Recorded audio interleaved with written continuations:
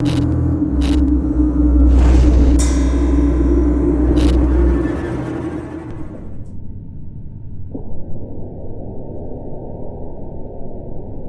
got ready for another evening of food deliveries as a DoorDash driver, as the sun fell below the horizon, spreading deep shadows across the peaceful neighborhood.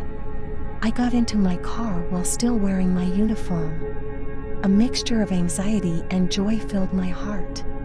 I had no idea that this evening would quickly turn into a terrifying horror tale that I would never forget.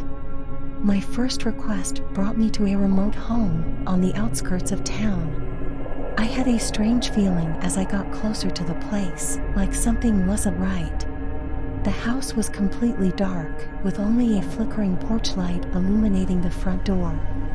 I snatched the food bag and rose despite my uneasiness. I rang the doorbell, but nobody answered.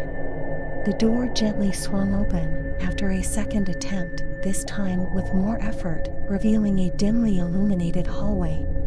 I was filled with dread, but was compelled to move cautiously by my hunger and my duty to bring the food. I yelled, signaling my approach, but all I got was a tiny echo, echoing off the barren walls. I took a deep breath and cautiously went inside the house. The only sound in the otherwise eerie calm, other than the distant hum of a refrigerator, was a heavy, oppressive silence. My spine started to tingle with dread as the flickering light created unsettling shadows on the walls that danced. I followed the dim glimmer and made my way through the maze-like halls until I reached the kitchen of the house. I set the food down on the counter and started to go when I saw something in my side vision. I slowly turned my head to see someone crouching in the darkness, their face hidden by the shadows. The figure spoke, whispering sinisterly. They snarled. "You shouldn't have come here." I staggered backward while feeling a wave of panic wash through me as I anxiously looked for a way out. The figure leaped towards me. Before I had a chance to respond, their actions were quick and unnatural. I ran quickly through the dimly lit hallways as the figure pursued me tenaciously. With each passing second, their loud footsteps got closer. I desperately searched for a way out as my pulse raced in my chest.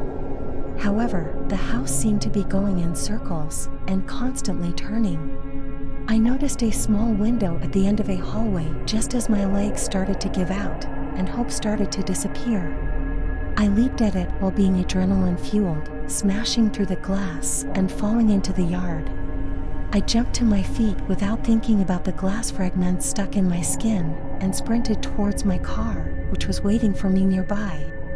I couldn't help but think about the dark figure as I ran away from the house. I was so deeply disturbed by the experience that it forever changed how I saw my otherwise routine career. I would constantly be haunted by the horrifying knowledge that even under the most extreme circumstances, in the banal world of food delivery, real horror can be waiting just outside the door.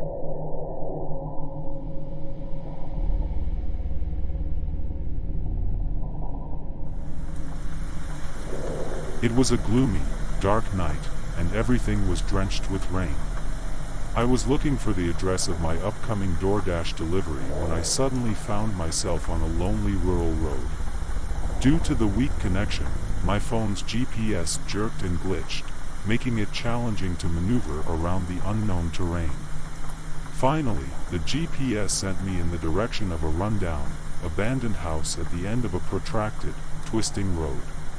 With its deteriorating paint, shattered windows, and eerie quiet, the home gave off the impression that it belonged in a horror film. I was a little uneasy at first, but the prospect of a hefty gratuity encouraged me to continue.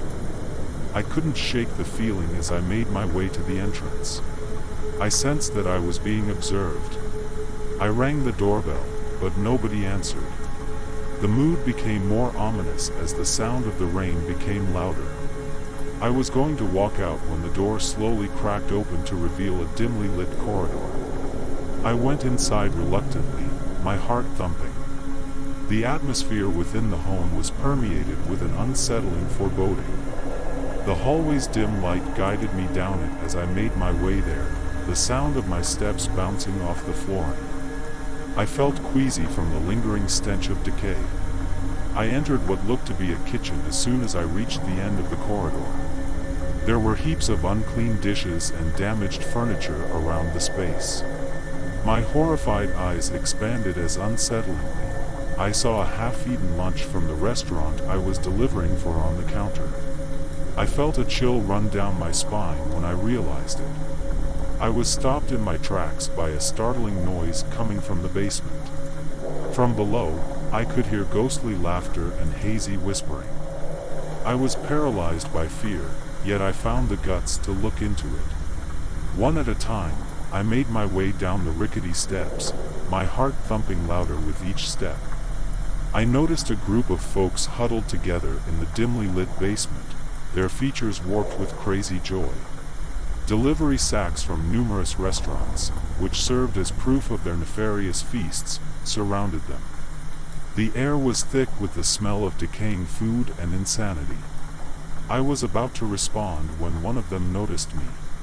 They screamed bloodily, warning the others with a mad expression in their eyes. In an effort to get away from the crazy gathering, I turned and rushed up the stairs.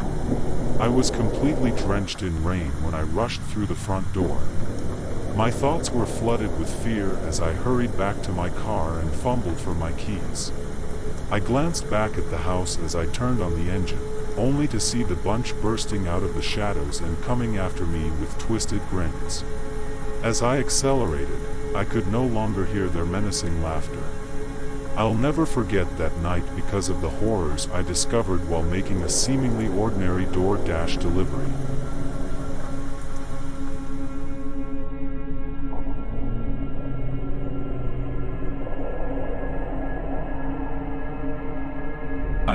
A DoorDash delivery person, got an unexpected request on a beautiful night. The address was for a solitary cottage tucked away in a wooded area far from the city's busy neighborhoods. I made the decision to accept the package and started the spooky voyage because I was intrigued, but also a little nervous. The deep forest closed in on me as I traveled through twisting, narrow roads, generating unsettling shadows that swirled in the light from my headlights. The only sound was an owl's sporadic hoot, which did nothing to break the eerie silence. My stomach began to feel uneasy, and my heart began to speed. I eventually made it to the cabin, a primitive, abandoned building, encircled by tall woods. An odd force was permeating the atmosphere, sending a shiver running down my spine. I grabbed the food bag and made my way towards the cabin, despite feeling increasingly uneasy. Before I could even knock, the door squeaked open. A tall, lean person with his face obscured by a ragged cowl came from the shadows. As he told me to enter, his voice was raspy and harsh. I was terribly uneasy with him, but my curiosity overcame me, and I grudgingly followed him into the cabin. My senses were assaulted by a foul odor as soon as I entered. There were morbid decorations, like dried herbs, animal bones, and odd symbols scribbled on the walls throughout the dimly illuminated room. My skin crawled because of the atmosphere's weight and alien force. In the corner of the room, I observed a table that was ready for supper. But the meal that was served on the platters was unlike anything I had ever seen. It had unusual, unrecognizable meats and sauces that were an odd color. As soon as I identified the cause of the strange smell, fear and disgust coexisted. My instincts begged me to flee this terrifying situation. I turned to go, but the hooded man blocked my way by standing in my way. His skull was pulled aside, exposing a visage contorted by malice, and eyes that twinkled with evil intent. He exposed his actual self, a psychotic cult leader, who preyed on curious people who happened across his cabin, in a voice laced with cruel joy. I was going to be his next mark, an offering in a bizarre rite. When the cult leader and his minions emerged from the shadows, with their eyes glazed over with lunacy, I panicked and fought back, trying my hardest to escape their grasp. I struggled mightily, and used all of my resolves to free myself from my captor's grasp. I struggled desperately to free myself, and ran into the shadows of the nearby trees, my heart thumping in my chest. The cult members pursued me as their ominous cries reverberated throughout the night. I staggered into the bushes, feeling branches grab at me as fear nearly exhausted me. I found the path just as it appeared that my pursuers were getting closer. I stopped a passing vehicle. My disheveled look and absolute anxiety astounded its driver. I begged for assistance, with tears running down my face, and the driver heard me in agony and dialed 911.